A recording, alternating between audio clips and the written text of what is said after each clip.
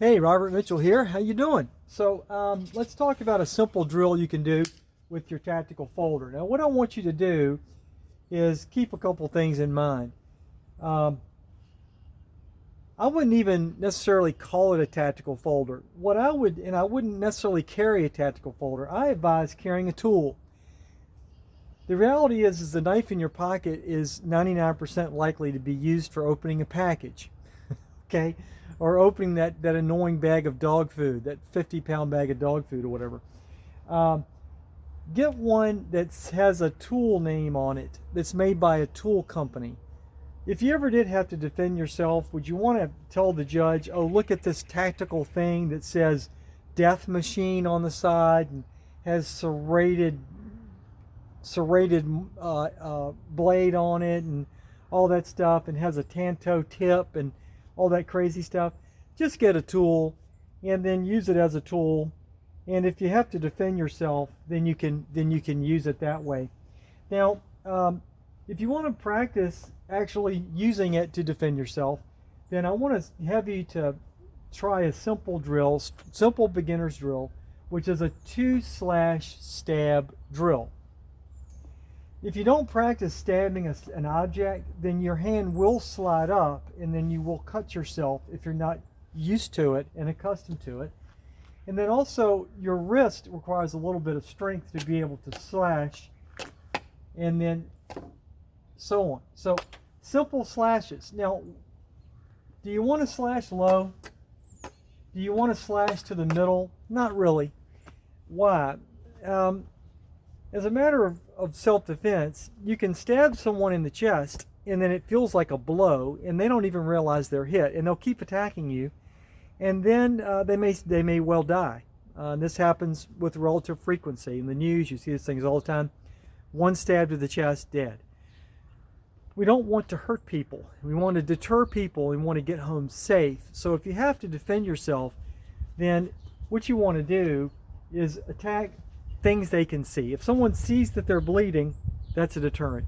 If there's something in their face, to get cut, stabbed to the face, now that is a deterrent and less likely to kill them than a stab to the heart or to the chest or to the lung. So practice your slashes, slash, and then stab. And then try for accuracy. I have this little knot that I'm using. It's really a nice little target. But if you don't have one on your post, then you should maybe make a little circle or a little dot with a permanent marker, something for you to aim at, so you can get accustomed to that. And then as you're cutting, this could well be applied to incoming arms and hands that are approaching you where you cut. And then make sure that you return to a good basic position with your elbow near your body and the tip pointed at the eyes of the attacker. And you want to do that so that they can't see the blade or predict its movements as easily. So if you point the blade this way, hold it this way, etc., then it's visible. But the more it's pointed towards the eye of the opponent, the less visible that it is.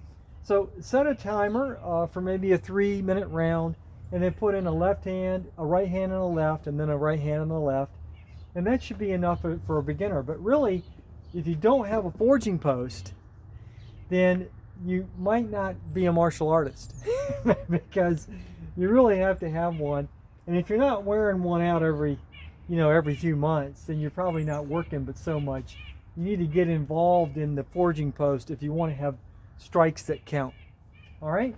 And then eventually, of course, you want to practice using your knife in this position and using your knife in this position and so forth. But begin with bang, bang, bang, get in here, and then practice hitting that target.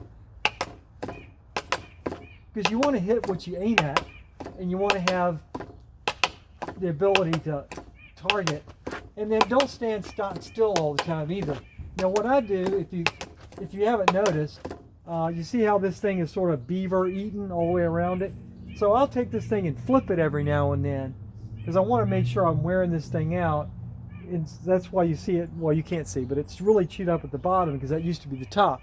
So I want to get as much use out of the post as I possibly can. And then go to your left and then practice that, because it's really surprisingly hard before you start practicing to hit a specific target. If you sit or maybe stand behind a desk all day, it's hard to imagine someone who can swing a hammer all day long, or someone who can, let's say, move a couple of tons of gravel with a shovel and a wheelbarrow in an afternoon. But there's plenty of folks that do that because their livelihood depends on it. It's workmanlike production. If you're a martial artist and you're not putting in your workmanlike production with your weaponry, then you might want to give your training regimen some thought and some analysis. Thanks for watching. Take care.